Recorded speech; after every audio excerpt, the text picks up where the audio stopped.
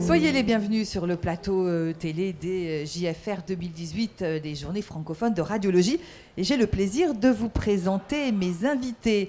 Professeur Laure Fournier, bonjour. Bonjour. Docteur Mathilde Wagner, bonjour. Bonjour. Alors, professeur Laure Fournier, on va commencer par vous. Vous êtes à l'hôpital européen Georges Pompidou.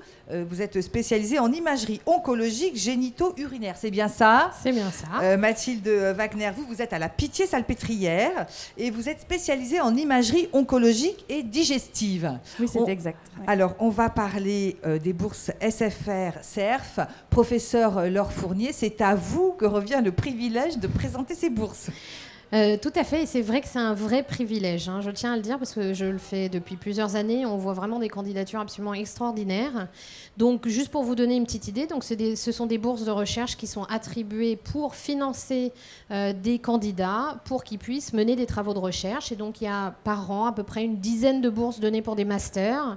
On va dire 5 bourses données pour des thèses de sciences et 3-5 bourses données pour financer des post-docs, en général à l'étranger, et donc permettre aux gens d'aller faire de la recherche dans d'autres équipes. Et c'est ce que Mathilde va nous expliquer. Vous faites partie du comité de recherche CERF-SFR. Voilà, exactement. Tout à fait. Ouais. C'est du coup, parmi nos missions, hein, en dehors de former les gens à la recherche, etc., il y a cette mission d'encourager la recherche. Et c'est vrai que ces bourses, grâce aux sponsors, parce que ce sont des sponsors industriels qui financent ces bourses, eh bien, ça nous permet d'encourager l'aspect pratique de la recherche. Et vous faites également partie du comité d'attribution. Tout à fait. On est responsable, on fait partie du jury et c'est nous qui jugeons les candidats. Mathilde Wagner, alors vous êtes une des lauréates de bourse 2014. Oui, alors que exact. de chemin parcouru depuis 2014? Parce que maître de conférence. Oui, c'est ça. Entre-temps, donc, grâce à la bourse, j'ai eu l'opportunité de faire ma mobilité à New York dans l'équipe du professeur Taouli. Donc, au cours de cette mobilité, donc en partie financée grâce à ma bourse CERF et SFR, j'ai eu l'occasion du coup de voir une autre manière de travailler, que ce soit sur le plan clinique, mais surtout sur le plan recherche, une autre manière d'organiser la recherche, d'autres moyens de financement. Donc, c'était vraiment une opportunité extraordinaire puisqu'il y a vraiment d'autres points de vue et des choses que j'ai pu ramener en France. Voilà. Et vous êtes resté combien de temps à New York? 17 mois, pour être précise. Voilà. Et donc, vous avez intégré ensuite la Pitié-Salpêtrière? Oui, ensuite, je suis retournée donc, dans le service du professeur Lucie Darme, à l'époque service du professeur Grenier, dans lequel j'avais fait mon clinica.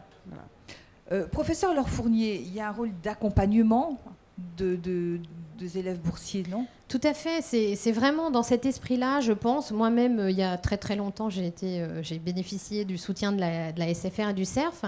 Et donc, justement, je pense que c'est important qu'on continue cette habitude.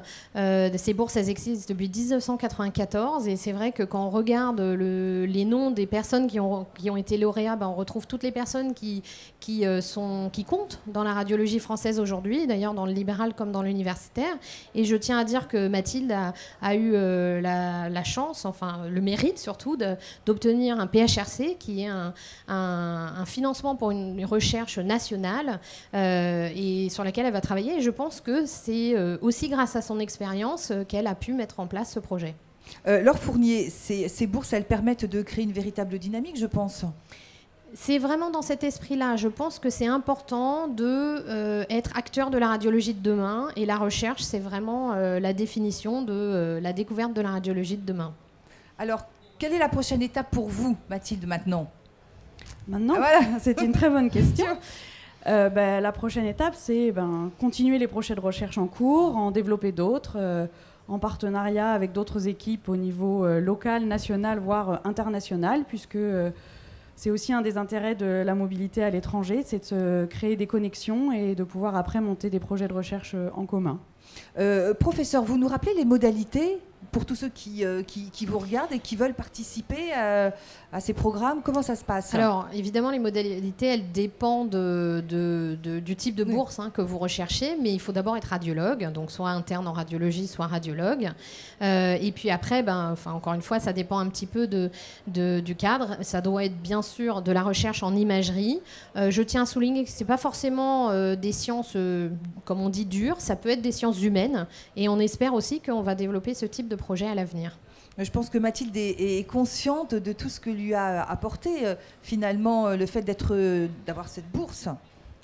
Ah bah oui, bien sûr, puisque surtout qu'en plus moi j'ai fait ma mobilité à New York, qui est une ville particulièrement chère, et donc sans des soutiens comme celui de cette bourse, je n'aurais jamais pu y aller. Donc vraiment c'était une chance d'avoir reçu cette bourse. Et je pense que dans l'idée de la continuité, je suis sûre que Mathilde, à son tour, va encadrer des jeunes qui vont eux-mêmes candidater aux bourses. Et comme ça, le lien se fera et la continuité sera assurée. Écoutez, en tout cas, je vous remercie beaucoup d'être venu sur notre plateau nous parler de ces bourses. Et puis, on vous souhaite une bonne continuation. Merci beaucoup.